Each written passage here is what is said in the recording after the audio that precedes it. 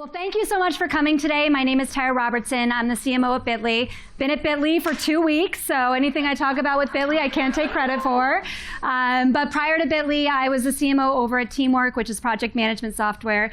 And before that, I led customer marketing at Sprout Social.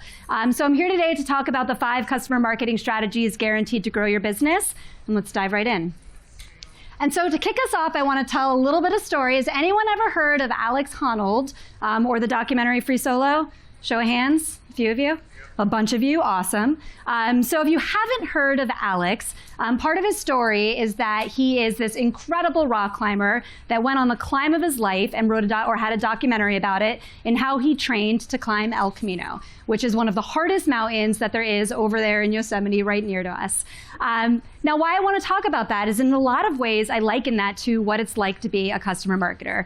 Mind you, we're not climbing mountains to our inevitable potential death, but at the same time, we're often on the climb of our lives. We're falling down, we're getting back up, we're dodging boulders, but really what we're trying to do is scale to get the top of a mountain. But the problem is we're often doing that alone. Who in this room is in customer marketing?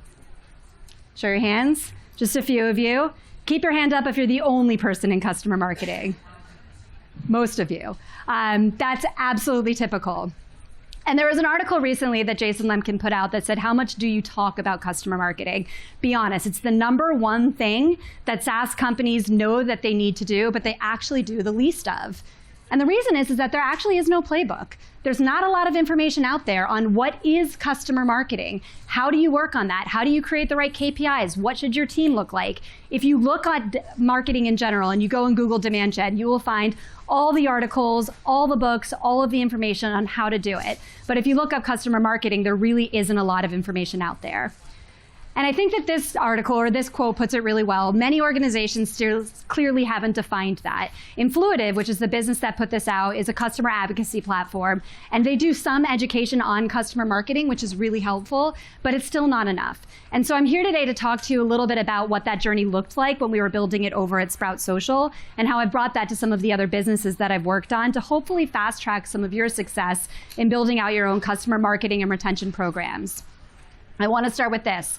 A lot of marketers and a lot of people in business believe that marketing equals generating demand. Now, I'm a CMO and I might get called out for this one, but I actually don't believe that. Marketing is about generating value. And that's the same, whether that's from an acquisition program, whether that's from a customer marketing and retention program. It's really about creating value for the person on the other side of the funnel, the person that you're connecting with, because when you create value, that's when you create demand. And so we're going to go through 5 strategies. I want to warn everybody in advance, it is a lot of information in a very short amount of time. So I will be around afterwards to answer questions. You can also connect with me. My handle is on the bottom. It's the same for Twitter and LinkedIn. Happy to answer any questions with anyone that's here as we dig in. Each one of these sections is a session all on its own. So bear with me. We'll get through this together and feel free to take out your phones, take pictures. You'll also have this content available afterwards. So let's start with #1, know your customers. And so first and foremost, and I will say whether this is in customer marketing or whether it's in any kind of marketing, the most important thing that you should always start with and always do is customer research. Why is that? If you look at the impact of customer research, you can see 10x of an increase year over year. Sorry if that's not showing up appropriately there. That is a 10x, not an I. An increase in customer satisfaction or NPS. A 20% increase in upsell and cross-sell rates across your business. And so these numbers are huge. And I think that second one is somewhere around 26%, but we'll get that number for you afterwards. But the problem is that when you look at these incredible numbers and you think, gosh, I should be doing customer research, why don't we do it? 65% of marketers admit to not actually conducting customer research on an ongoing basis. And that's really truly because it is cumbersome, it is hard, and it's also something that people don't necessarily see as important as it is executing. But I'm here to tell you that if you are not creating customer research and spending time talking to the people that you're trying to market to, you are missing out on that 10x opportunity. So always start here.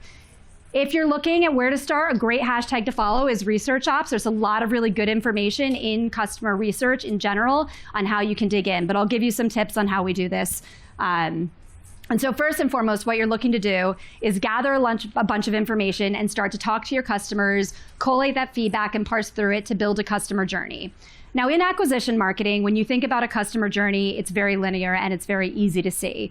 You bring somebody into the funnel, whether that's through a lead or a different channel. That lead either gets passed to sales or it gets passed into your product, depending if you're product-led or sales-led. It converts, turns into pipeline, and hopefully turns into a sale. Unfortunately, it is not that easy on the customer side. Your customer journey looks a lot more like what we're looking at the screen here. It's cluttered, it's all over the place, people are moving in one direction, they're moving in another, you're not quite sure what's the right thing to upsell or cross-sell. And so the first thing to do is to go from something like this, which is truly what most of our customer journeys look like, to something like this. And now what I'm showing on the screen, which is kind of hard to see right now, but this is a customer journey map. Big fan of emotion maps where you talk about understanding from your customers, what are they thinking, what are they feeling, and what are they doing at each stage of the funnel. And based on that, what you're looking to really try to do is understand what are the opportunities that are coming up to the front that are starting to show to you. And so are there 3 to 5 different low-hanging fruit or opportunities that you can prioritize in your campaigns based on how they're feeling at each stage of their journey? And then that's where you start when it comes to prioritizing your roadmap. And so I've got this arrow here to really point to the customer journey is really your first starting point, and you should consistently do this research on and on to get these questions to prioritize the things that you want to be working on. And this is how you know that those different campaigns, the content, is all working towards driving results at the end of the day. So how do you get there? There's a lot of different ways to bring qualitative insights. And so a lot of us work much more on the quantitative side. We're in Google Analytics, we're looking at all of our data, and we're looking at what our customers are doing. And so the point of this customer research is we're looking to connect that what with the why. Show of hands, how many people here are startup? Don't really have a lot of customers, you're still kind of getting off the ground. It's about probably half of us. So the good news is I hear this a lot. People say, well, gosh, I can't do customer research. I don't have customers, or I don't have enough customers. And that's where I would point more towards the bottom half of this, which is you can go into mining data, go to review sites such as G2, Trust Radius, and start to understand your competitors or where your customers are going and how they're talking about information. I one time ran a test with a friend where we tried to mine a lot of data and then at the same time ran a deep in-depth customer survey. Customer survey was a 9-month project. In 1 day of mining data, we got to 70% of the same amount of information that was accurate just by going in and understanding from review sites how people were responding and interacting. You can also look at social listening, and so going into your social results and understanding competitor insights, sentiment, looking at key terms or phrases that people are looking for, and really start to understand how people are interacting. If you do have more customers, then that's where I would say interviews and surveys are great. And so usually I'll send a larger survey out and then get a good sample size of that survey of multitudes of different people to then go in and go deeper with your customer interviews. So those are a few different ways. There's a lot of other ways you can get qualitative insights, but you might be wondering, okay, well, what do I then ask? So here's a few of my favorite voice of customer survey questions. These are some of the starting questions that will get into how to build one of those customer journey maps and start to get the thinking, feeling, and doing information. A few things I would call out. Always open end. You don't want to give people answers. You want them to give you the answers. And so there's a process, and I've linked to it below with a bit.ly link that you can go to where it's a good understanding on how to actually go and read and parse through that to get statistical information out of those survey responses that you're asking. And so absolutely, this is where I would start if you have a big enough customer base. If not, that's when I would point you to mining data or starting to really get into social. And so following up on the end of this section, great customer knowledge is just as important as great product knowledge. We do so much research for our product. We need to do the same amount of research for our customers. And that's absolutely the #1 thing that you have to do in building a proper customer marketing strategy or even marketing strategy that will help grow your business and get results. So #2. Scaling intentionally and making trade-offs. One of the #1 things that people ask me when it comes to building a customer marketing team is, what am I looking for? Who am I hiring? What does this team actually need to look like? And so the first thing I would say is we'll walk you through kind of what that looked like as we built that out at Sprout, and the way that I've looked at this as I've continued to build customer marketing teams. And also it's going to be dependent on what you need and what your results are, so we'll talk a bit about that. And then once you have that team in place, it's about figuring out focus and making sure that you understand what the trade-offs are that you need to make in order to prioritize your team to work on the most important things. Otherwise, often your customer marketing team will get seen as the swag management department, which is not what you want. When I talk about focus, the other thing I would say is there are a million things that you can do, but if you chase two rabbits, they will eventually both escape. So it's really about picking that one thing. Okay, so we're starting with our head of customer marketing. When we first started building this out at Sprout and went through a lot of our customer research and a lot of our insights, what we were actually able to find is the number one area that we saw the most drop-off happening in the funnel was in the early stage of onboarding. That's how we decided who to hire first, is where is the biggest drop-off, what are the things that we need to tackle, and then what are the KPIs that will help drive us better success. And so we hired an onboarding manager, not a BANAMPVT. So this is an onboarding manager that came in and worked a lot more on adoption, activation. We'll talk about KPIs in a couple slides on how we knew that they were successful. And then as we started to see results coming from some of our onboarding programs, we then looked to bring in an experience manager as well as a growth manager, not a 3DHB, FU. So our experience manager was focused a lot more on customer education, focused a lot more on customer experience, and that started to grow. Our growth manager was focused a lot more on campaigns and actually driving expansion revenue and pipeline. So think a demand generation manager, but for your install base.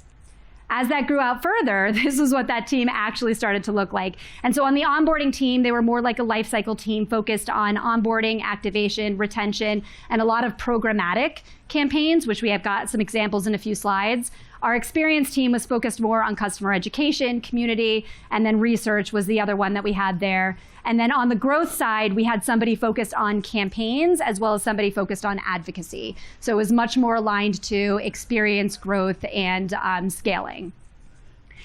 How we measured their success, which is really, really important, and this is what I bring to most customer teams. So first and foremost, you want to think about what is your company KPI? And so our success team, which is a huge partner to our customer marketing team, was focused on net dollar retention. So naturally, we are focused on net dollar retention. That is our North Star. That's what we look at every step of the way. But then each individual team needed to then have their KPIs that they were driving. So on the onboarding side, it's about daily active users, weekly active users, product adoption, stickiness, all of the things that get to logo retention.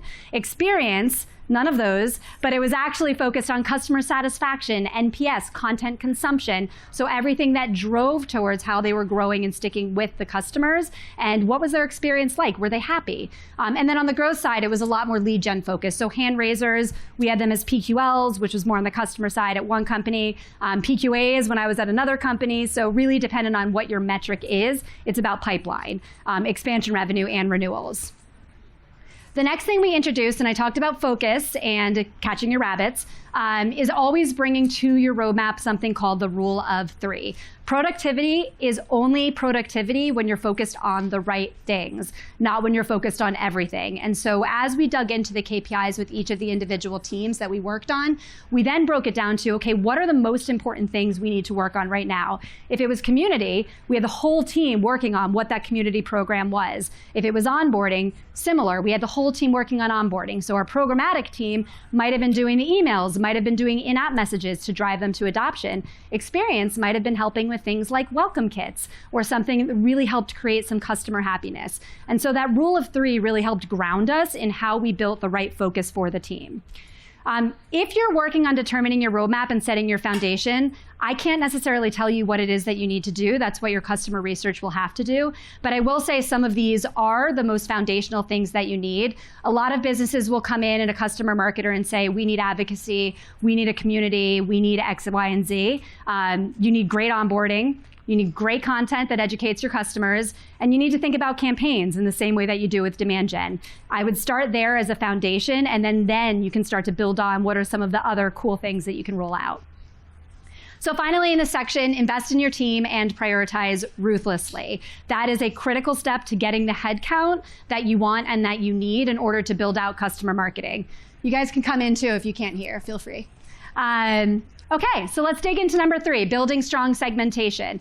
So first I want to point this out with our expectations as consumers has changed, even more so over the course of these last years.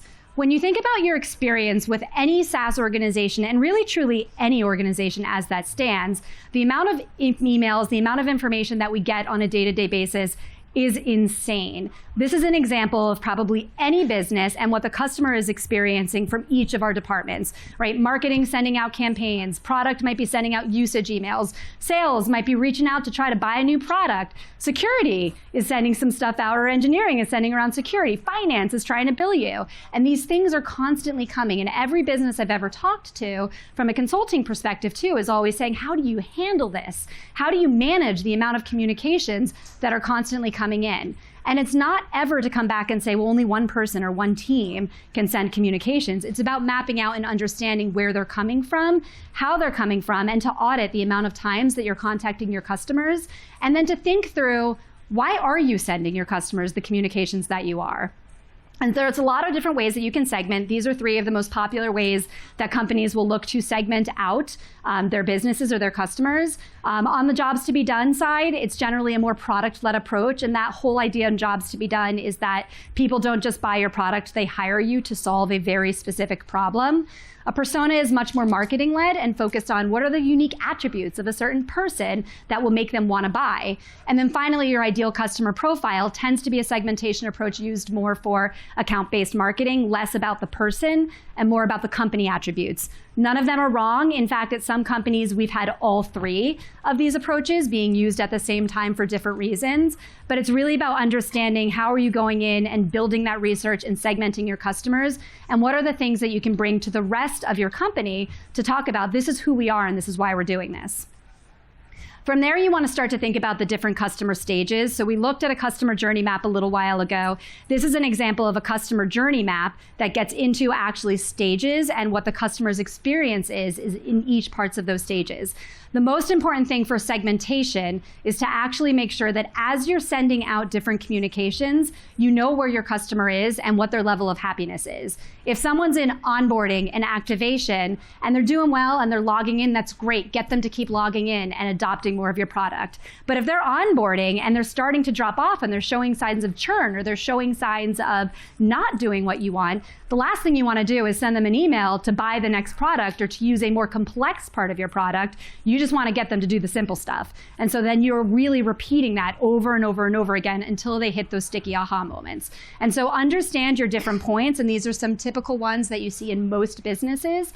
And then from there, you can start to segment out what are the types of comms that you want to send and manage the influx of the amount of comms constantly going. So I have a few examples to show with you, because people love examples and different tactics that I've run at different businesses. So this is an example at Sprout where we started to see some substantial customer drop-off in the early days of onboarding. A lot of people talk about running re-engagement campaigns. This would kind of fit in that. It was one email. It took probably a couple hours to get it written, get it launched, and get it moving. And this one email saw 62% of users that were dropping off logging back into the app and becoming sticky again. And the reason we did that is we used a lot of our customer research and a lot of the data to use the language that our customers were using in the copy that we were writing, and started to see some really great results coming from that re-engagement. At Teamwork, what we saw is that Teamwork was a productivity software, project management software, and having more than one user was critical to the success of the product. And so we knew that bringing in a user was one step, but what we also found is that when we actually gave the reins to the main user that was happy to start helping their next users to come in, that it also created better usage. And so this is an example of a communication that we rolled out where we said, help your customer or your user get started. And from there, we saw 25% new user adoption from the early stages. And then at Bitly, again, can't take credit for this one, but really excited to see how these are going to run. In fact, Sarah, who's standing up right there, can. So thank you, Sarah. Bitly is working right now on rolling out new products. We just acquired a QR code generator earlier this year. And so we're working on actually rolling out product knowledge to a lot of our customers. So this is an example where we're starting to nudge customers into the idea of, we've expanded, check out these new parts of the product. And this is starting to drive better product adoption. It's a test right in flight right now. So excited to see how those results will come. So finally, from a segmentation perspective, segmentation is critical when it comes to building communications that convert. Don't just send any email to any person, and don't let your company send any email to any person. Really take the step to understand the list, the segment, to get something launched and live. All right, so those first three were a lot. We're going to go through some more customer experience and customer happiness over the next two. So step number 4 is education. 61%. This is a hard number. So who here gets extremely frustrated when somebody churns from your product because they think your product can't do something that it actually can? Most of us, right? If you didn't raise your hand, someday we probably will. This is a very common thing. On average, 61% of your product is actually used across all of technology. And so in general, when it comes to education, it is a huge step that we need to take. Now, I wanted to bring up this slide because when I talk about customer education to a lot of people, most of what I often hear is, that is a lot of work. Really want to build an academy, or we really want to build a learning center. And you're right, that is a lot of work, but you can get scrappy. That's the way that I've done this at every company I've ever worked for. Our first customer education program at Sprout, which has now turned into a whole learning portal and this great program, started with a webinar, put on a landing page, sent out through an email. And what we actually saw with that small step, which was really comparable to what we saw when we built it at Teamwork, is that people started to become stickier. Now, you can't necessarily say, well, that's causation. These people were starting to learn, but it is correlation. And we knew that anytime somebody went through any of these webinars that we rolled out or engaged with our landing pages and started to engage with our educational content, they started to get to a stronger health metric. And so from there, you can start to think about different ways that you can educate your customers. So there's 4 different education paths that I would recommend. The first is live training. Webinars is probably one of the easiest things that you can spin up from a marketing perspective. And I would say usually our webinars have always been a marketer plus a customer success rep. You've got a marketer running it. Maybe you've got someone in CS actually doing the webinar with you. But you also want someone there answering questions while you're in the webinar. It's some of the most rich information you can get, and a really good place to also get customer research. This next one is, I'll come back to it so I can remember it. Oh, content. So content is another huge part when you think about what you're actually doing in building out your customer education. And it's often really self-guided, customer-led, and you're focusing a lot on content consumption.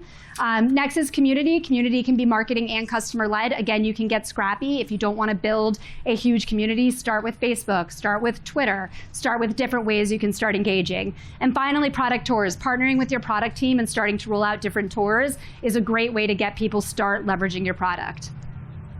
Great education also equals exceptional growth. Thank you, Kamal, for this great quote, too. So I wanted to share a couple examples of what this looks like when you create great education built on value. So the one with Oprah is probably one of my favorite marketing tweets of all time, saying, our agency workshop convinced me to upgrade to advanced. So many valuable tools. As a marketer, that was just, we did it. So that's really great, because not only is this something that we are trying to bring to our customers are also responding in a really positive way because they are thankful for the content we're getting. And then at Bitly, a really great example of content and actually creating educational pieces. We saw a lot of our customers had no idea how to start leveraging QR codes. They're blowing up right now. They're everywhere. They're on our passes. They're all over the event. And a lot of marketers are still figuring out how to do this. And so we used a lot of our proprietary data to build the QR code index. And in less than a month, we saw over 60,000 downloads. And this just launched this summer. So it's a really great way of leveraging customer research and customer education to build content that you know is going to be valuable and convert for your customers. And so finally, just know your customers are not using your product to its full potential. You could have the best product in the world. It's still not being fully leveraged. It's our job as customer marketers to help them do so and to really help educate people in the basics of the product to the most advanced pieces. All right, and I want to leave with our last one, which is treat every customer as a VIP. We have to remember that when we're marketing and when we're building these programs, we are not marketing to a business. It is not a B2B or a B2C world. We are marketing to people. We are all people, and we want to connect, and we want to be connected with. So I want to start with this notion of one customer. What happened if all your customers went away and you only had one customer? How would you think about your product roadmap? How would you think about the marketing that you're rolling out? How would you think about the ways that you're interacting with those customers? And those are the things that you want to think about when it comes to scaling a one-to-many program. And I love this quote, so I always like to add this in this section of the session, which is, I've learned that people will forget what you said, they forget what you did, but they will never forget how you made them feel. So everyone take a moment and just think about, what is the last great brand moment that you had? Was there a business that connected with you in a way that sticks with you and resonates with you? And I asked my friends to do the same thing. So here's some examples on Twitter that came back. We heard things like, my friend Mig, who got a cake because he paid off his student loans as a surprise and delight, congratulations. Or Ryan, who was actually late to getting into his hotel room, but when he got there, there was a handwritten note and customized snacks. Or Gia, who got a surprise golden ticket of free food for a week. So the first thing is send food, because everyone apparently loves food. But outside of sending food, it's really about creating these moments of surprise and delight that people just remember and they keep coming back to. We all have one of those moments, and those are things that your brand can do.